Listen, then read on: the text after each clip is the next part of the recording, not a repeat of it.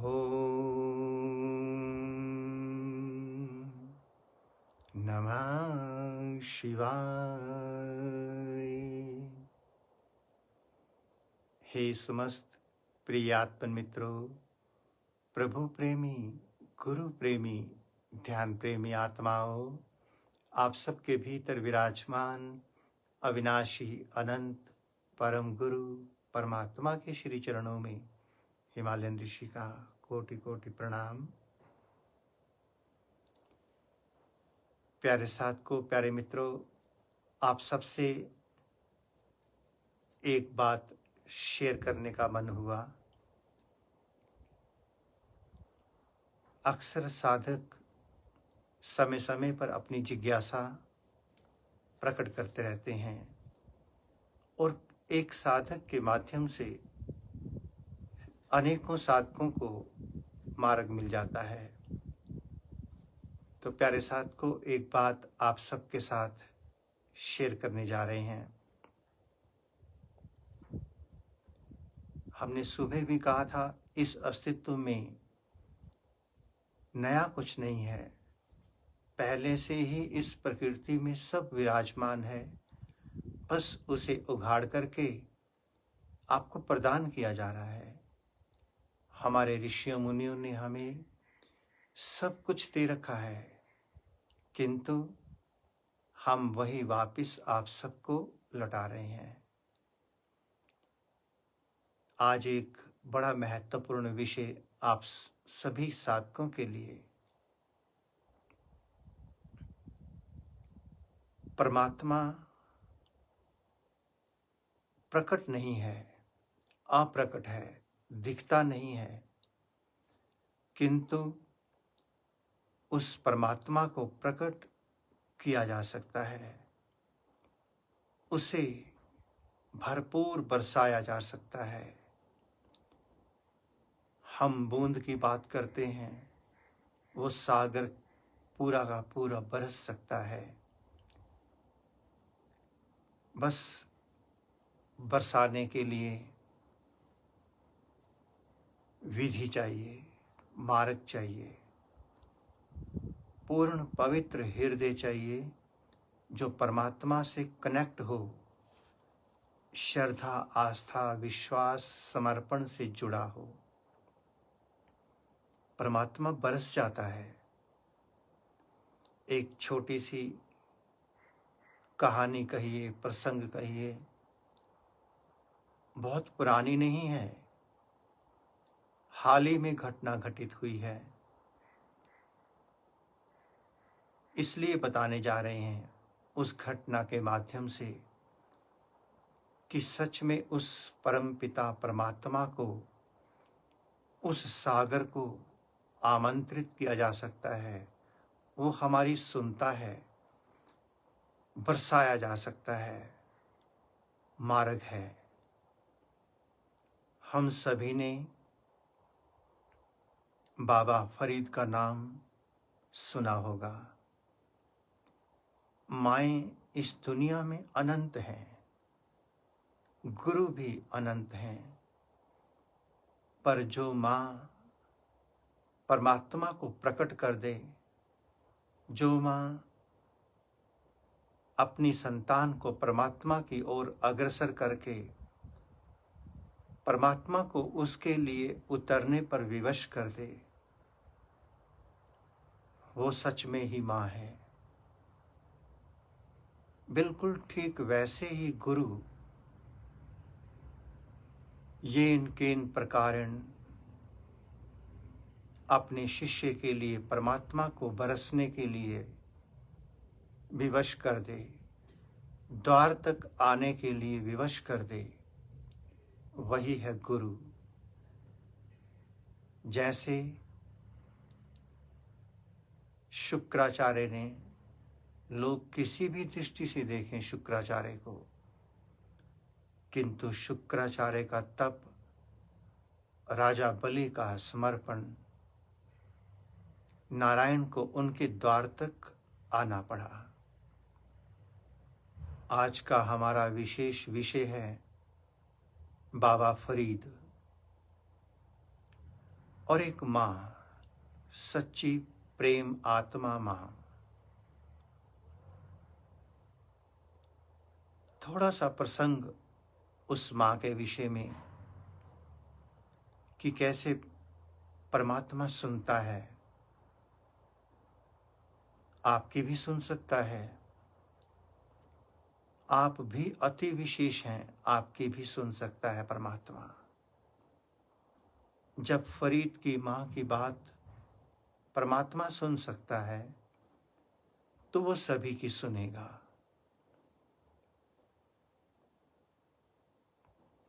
माँ को अपने पुत्र से अति प्रेम था, अति प्रेम।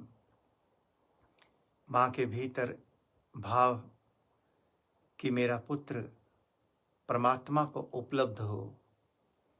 जैसे आज के माता पिता ललायित रहते हैं अपनी संतान को विदेश भेजने के लिए,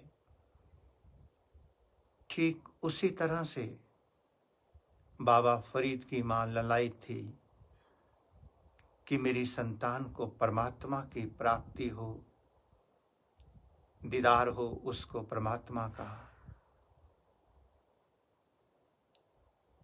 एक बच्चे को परमात्मा से जोड़ने के लिए अनेकों युक्तियां लगानी पड़ती हैं, सच झूठ सब करना पड़ता है, किंतु जिस झूठ के पीछे परमात्मा जुड़ा है, कोई अहंकार नहीं, किसी का अहित नहीं, वो माँ को पूरी तरह से पता था कि मेरे बेटे को मीठा बहुत पसंद है, बहुत पसंद है। बेटा सो जाता, माँ अपने पुत्र के सिराने गुड़ की डली रख दिया करती थी और सुबह उठते ही माँ कहती, बेटा रात को भगवान आया था, तेरे सिराने के नीचे उस भगवान ने तेरे लिए एक गुड़ की डली रखी है, देख। वो देखता, बड़ा खुश होता।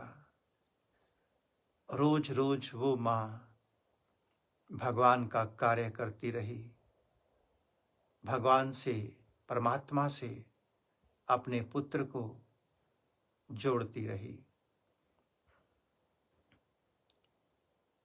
एक दिन उस माँ को घर से बाहर जाना पड़ गया, शाम तक वो लौट ना सकी और उस माँ को भीतर चिंता हो गई कि आज फरीद के सिरहाने गुड़ कौन रखेगा। उसका विश्वास भगवान के प्रति टूट जाएगा। उस माँ ने रास्ते में ही उस अनंत परम ब्रह्म परमात्मा परमेश्वर से प्रार्थना की कि हे प्रभु, मैं इतने दिनों से तेरा काम करती आ रही हूं, फरीद को तेरे से जोड़ने का, तेरे से मिलाने का काम करती आ रही हूं। आज मैं उसके पास नहीं हूं, ये काम मैं नहीं कर पाऊंगी। हे प्रभु, आज तुझे मेरी ड्यूटी करनी होगी। जब कोई परमात्मा से सच्चे हृदय से प्रार्थना करता है, वो 100% सुनता है। माँ ने हृदय से प्रार्थना कर दी परमात्मा से। फरीद सो गया। परमात्मा ने फरीद के घर में गुड़ की वर्षा कर दी। एक एक जगह, एक एक कण पैर रखने की जगह नहीं, इतना गुड़ बरसा दिया। रास्ते में माँ सोचती आ रही कि पता नहीं आज फरीद को गुड़ मिला भी होगा या नहीं। और इधर फरीद अपने घर के द्वार पे आके अपनी माँ की प्रतीक्षा करने लग गया। माँ सोचती आ रही है कि पता नहीं आज फरीद को गुड़ मिला होगा, और फरीद ये बताने के लिए कि माँ आज इतनी कृपा बरसी। जैसे ही माँ को उसने दूर से देखा, फरीद जाके माँ के गले से लग गया और रोने लग गया। माँ ने समझा शायद आज मेरे बेटे को गुड़ नहीं मिला, इसलिए रो रहा होगा। इसलिए माँ ने पूछा, बेटा क्या हुआ, आज गुड़ नहीं मिला? कहता, नहीं माँ, आज इतना गुड़ बरसा कि घर में कोई जगह खाली नहीं बची। इतना गुड़ बरसा, इतना बरसाया भगवान ने, इतना दिया। माँ अपने बेटे से लगकर खूब रोने लगी, तड़पने लगी, प्रभु का धन्यवाद करने लगी कि हे प्रभु, तूने आज मेरी लाज रख ली। माँ ने अपने बेटे से एक बात कही, बेटा इस गुड़ से मीठा अस्तित्व में बहुत कुछ है, बहुत कुछ है। क्या तू वो खाना चाहता है? बालक था, उसने कहा हाँ माँ। माँ ने कहा, फिर अभी इसी वक्त इस गुड़ को छोड़ दे और जंगल चला जा। वहां कोई संत महात्मा मिलेगा, उससे उस मीठे की बात करना। माँ और पुत्र के बीच में परमात्मा खड़ा है, गुरु और शिष्य के मध्य में परमात्मा खड़ा है, सुनता है, काम भी करता है। माँ उस परमात्मा के सहारे अपने छोटे से बालक को जंगल भेज रही है, उस अमृत को पीने के लिए। चलता गया, चलता गया, चलता गया, जंगल पहुंच गया। वहीं उसे एक साधु महात्मा मिल गए। महात्मा कहते, बेटा इस घनघोर जंगल में तू अकेला? उसने सारी बात सुनाई अपनी माँ की। महात्मा त्रिकालदर्शी थे। बेटा कहता, महाराज क्या माँ ने जो कहा है वो मुझे मिलेगा? संत महाराज कहते, जो माँ ने कहा है 100% मिलेगा, पर उसके लिए तुझे थोड़ी सी साधना करनी होगी। जो मंत्र, जो विधि, जो मार्ग मैं तुझे बताऊंगा वो तुझे करना है। उसने कहा कि मैं उस मिष्ठान को प्राप्त करने के लिए सब कुछ करूंगा, आप मुझे रास्ता बताएं। माँ ने कहा था महात्मा रास्ता बताएगा, विधि बताएगा। संत महात्मा ने उस बालक के सिर पर हाथ रख करके आशीर्वाद दिया। कहा, बेटा बस यहीं बैठ जाओ और ये मंत्र जपते रहना। इस पेड़ के नीचे बैठकर मंत्र जपते रहना। अपने आप आपको वो मिलेगा जो आपकी माँ ने आपको वचन दिया। अब उस बालक को अपनी माँ पर और उस महात्मा पर पूर्ण विश्वास था कि आज तक जो माँ ने कहा वो कभी गलत नहीं हुआ। महात्मा मिले, ये भी बात प्रमाणित हुई। तपस्या करने बैठा, करते करते करते करते 12 वर्ष। प्यारे साथ को आज का साधक तुरंत चाहता है, तुरंत। 12 वर्ष वो तपस्या करता रहा। एक दिन उस वृक्ष पर बैठी कुछ चिड़ियाएं अपने गीत गा रही थी और वो डिस्टर्ब हो रहा था। उसने कहा कि तुम सब मर जाओ। अंदर से क्रोधित हुआ, वो सब नीचे गिर गई और मर गई। बड़ी वेदना हुई उसे कि मेरे कहने से ये सब, मेरी साधना निष्फल हो गई। उसने प्रार्थना की कि तुम सब उड़ जाओ।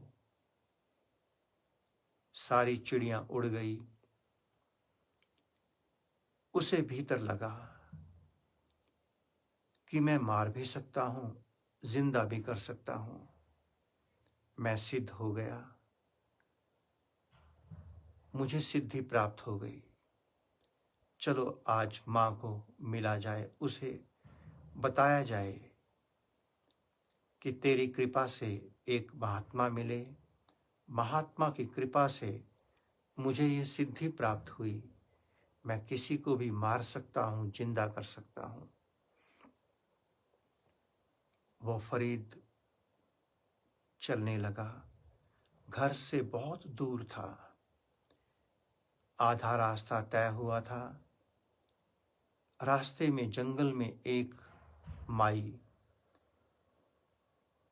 कुएं से पानी निकाल निकाल करके नीचे गिरा रही थी। फरीद को प्यास लगी थी। माँ से कहता, हे माँ, मुझे बहुत जोर से प्यास लगी है, पानी पिला दे। माँ ने उसकी बात को अनसुना कर दिया, सुना नहीं, देखा नहीं। उसने 3-4 बार कहा।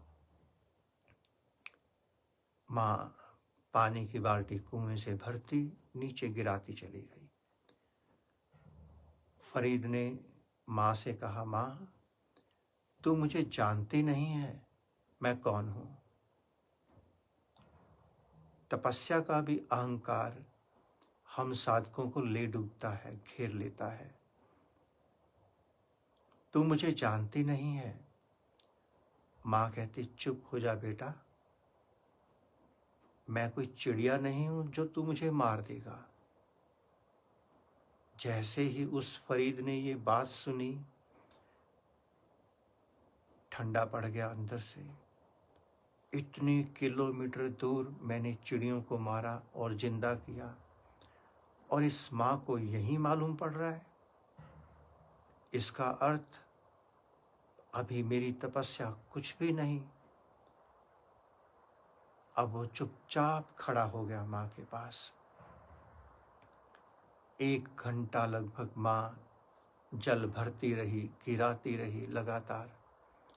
1 घंटे बाद वो माँ कहती, हाँ फरीद, ले पानी पी ले। कहता, माँ पानी नहीं पीऊंगा मैं। अब तो मुझे ये जानना है कि तुझे कैसे पता लगा, ये कौन सी आंख है तेरे पास जो तू इतनी दूर की चीज देख रही थी। तूने मुझे बता दिया। मुझे पानी नहीं चाहिए। मुझे तो ये बता कि कौन सी विधि, कौन सा उपाय, कौन सा मार्ग, ये आंख कहाँ से मिली तुझे। उस बूढ़ी माँ ने कहा, बेटा, माना कि तपस्या बहुत बड़ी चीज है, किंतु सेवा उससे भी बढ़कर है। बिना सेवा के साधना और बिना साधना के सेवा अहंकार बनते हैं, ले डूबते हैं। एक रात्रि मेरा पति थका हारा घर में आया। मुझे कहता, हे भाग्यवान, मुझे प्यास लगी है, पानी लेके आ। जितनी देर में मैं पानी लेकर आई, उतनी देर में मेरे पति देव की आंख लग गई, सो गए। मैं पानी का गिलास लिए खड़ी रही। पता नहीं कब मेरे पतिदेव की नींद खुल जाए, उन्हें प्यास है, पानी मांग लें, एक पल भी व्यर्थ नहीं करना। पति परमेश्वर गुरुदेव भगवान, ये शब्द यूं ही नहीं बने। सुबह हो गई, पति की नींद खुली। पति ने अपनी पत्नी से पूछा कि तू कब से ये जल लेकर खड़ी है? उसने कहा कि प्रभु, जब आप रात्रि को आए, जब आपने जल मांगा, उसी समय से। उसका पति महात्मा था, तपस्वी था, योगी था। उसने अपनी पत्नी को आशीर्वाद दिया, जा, आज से तेरी सेवा पूर्ण हुई, सफल हुई। तुझे मैं दिव्य दृष्टि, त्रिकालदर्शिता प्रदान करता हूं। फरीद कहता, मां, मुझे भी ये वाली आंख चाहिए। अब तो मैं इस आंख के बिना अपने घर नहीं जाऊंगा। मेरे पास आंख नहीं है, मुझे यही आंख चाहिए। जो आंख तुझे अपने पति से मिली, मुझे भी चाहिए। कहां से मिलेगी? मां कहती, बेटा, वापिस जंगल की ओर आगे निकल जा। बहुत दूर एक आश्रम मिलेगा महात्मा का, ख्वाजा पीर साहब का। उसके पास जा, आगे का रास्ता वो महात्मा देगा। महात्मा के चरणों में पहुंचा, महात्मा से प्रार्थना की। महात्मा ने कहा, बेटा, तुम्हारी एक ड्यूटी है, अधिक सेवा हम तुमसे नहीं लेंगे, तुम्हें दृष्टि जरूर प्रदान करेंगे, किंतु थोड़ा समय लगेगा। फरीद ने कहा, गुरुदेव, पूरा जन्म लग जाए तो भी कम है, किंतु बिना दृष्टि प्राप्त किए मैं घर वापस नहीं लौट सकता। गुरु ने उसे कहा कि ठीक सुबह 4 बजे मुझे स्नान करना होता है। तुम्हारा कर्म है, गर्म पानी करना 1 बाल्टी मेरे लिए और मेरे रूम के बाहर रख देना। जैसी आज्ञा गुरुदेव। आज्ञा का पालन करते करते फिर 12 साल निकल गए। अंतिम दिन परीक्षा का, गुरु ने परीक्षा लेनी चाहिए। खूब आंधी तूफान चला, आश्रम के अंदर जो अग्नि थी बुझ गई। अब उसे भीतर पीड़ा सताने लगी। दौड़ा कहीं से अग्नि की व्यवस्था करने, इससे पहले कि गुरुदेव उठ जाएं। दौड़ता दौड़ता गांव की तरफ पहुंचा। द्वार खटखटाया। उस द्वार के भीतर एक वैश्या थी, निकली। वो भी गुरु के आश्रम में आती थी, गुरु की शिष्या थी। वैश्या पूछती, फरीद, रात के समय तू मेरे द्वार पर? फरीद ने कहा, हाँ, हमारे आश्रम में आज अग्नि बुझ गई है। गुरुदेव के उठने से पहले पहले मुझे पानी गर्म करना है, अग्नि चाहिए। वैश्या भी सिद्ध थी गुरु की कृपा से। उसने कहा कि फरीद, गुरु के द्वार पर शायद कुछ फ्री मिल जाए, किंतु मुझ वैश्या के द्वार पे मुफ्त में कुछ नहीं मिलता। कीमत क्या है देने के लिए? फरीद कहता कि बस आप जो कहेंगे मैं देने को तैयार हूं, पर देर नहीं करना, समय नहीं मेरे पास। वैश्या कहती कि फरीद, तेरी एक आंख चाहिए। फरीद कहता फटाफट चाकू लिया। उसने अपनी एक आंख निकाल के वैश्या को दी, पट्टी बांध ली। वैश्या ने उसे अग्नि प्रदान की। आश्रम में आया, गर्म पानी करके बाल्टी रख दी। सुबह 9 बजे सत्संग होता था। पीछे पीछे बैठ गया। गुरु पूछने लगा फरीद से कि फरीद, पंजाबी में पूछा क्योंकि पंजाब की बात है, फरीदा की गल, क्या बात? अख ते पट्टी बन्नी हुई है, आंखों पर पट्टी बांधी हुई है, क्या हुआ? फरीद दूर से हाथ हिला रहा है, कुछ नहीं हुआ गुरुदेव, कुछ नहीं, कुछ नहीं। गुरु ने फिर पूछा, फरीद क्या हुआ, आंख पे पट्टी क्यों बांधी हुई है? कुछ नहीं हुआ गुरुदेव, कुछ नहीं, कुछ नहीं, सब ठीक है। फिर तीसरी बारी पूछा, फरीद आंख पे पट्टी क्यों बांधी हुई है? फरीद कहता, गुरुजी आंख आ गई है इसलिए पट्टी बांधी हुई है। आंख आ गई है मतलब सूज गई है। झूठ बोल दिया। संत तो अंतर्यामी थे। गुरु कहते कि फरीद,